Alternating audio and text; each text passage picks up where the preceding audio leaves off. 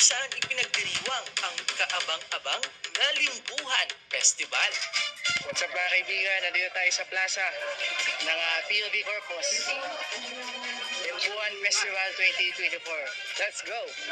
Mula August 10 hanggang 17, buong bayan ay puno ng saya, kulay at tradisyon.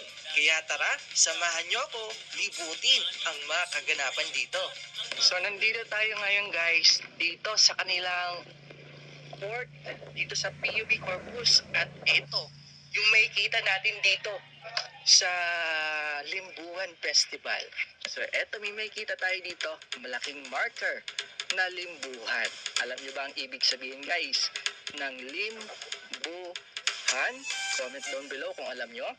Ito yung nasasakupan ng PUB Corpus kung makikita nyo sa mapa ng Masbate.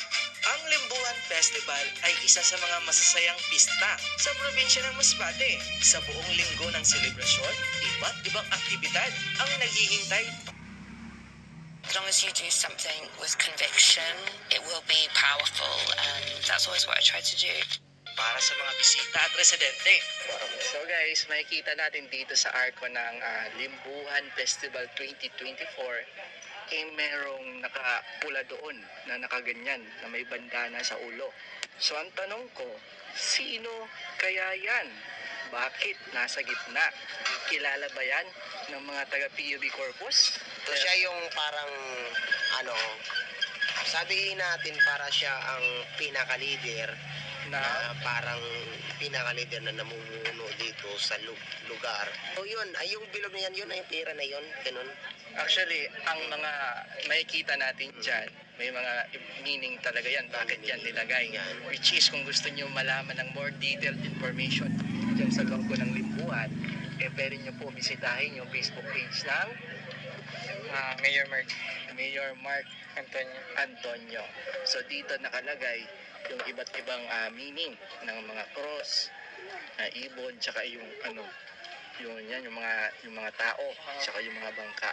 So anyway, yung barya o yung bilog na nandito sa daliri ng lalaking yan po ay agimat. Yun, parang agimat. Oo, agimat.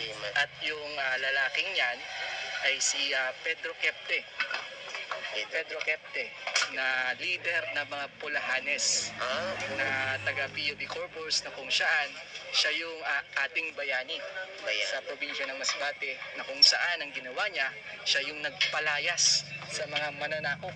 Kasi kung hindi dahil kay Pedro Kepte, siguro sasakupin tayo ng mga Kastila mula PUB Corpus papunta na doon sa Palanas, Mobo, Masbate. So buti na lang merong Pedro Kepte na taga PUB Corpus, Masbate, na naglumaban sa mga mananakop para may taboy sila. Actually, si Pedro Kepte ay hindi naman siya tubong taga PUB Corpus. Sa pagkakalam ko, siya ay taga Cebu na pumunta dito. Tsambahan ko yung iba. Yung iba Bayani hindi. natin yan. Kumbaga, hindi lang sa PUB Corpus, kundi sa buong Masbate. Ang bayani ng Masbate ang nagpalayas sa mga mananakop sa probinsya ng Masbate, si Pedro Kepte. Mas mag-i-enjoy kayo dito kapag gabi dahil may masayang peryahan at carnival dito sa port area ng PUB Corpus. Ito yung makikita natin dito kapag gabi sa iyak na PUB Corpus. Ito na yung arko. Makita mo,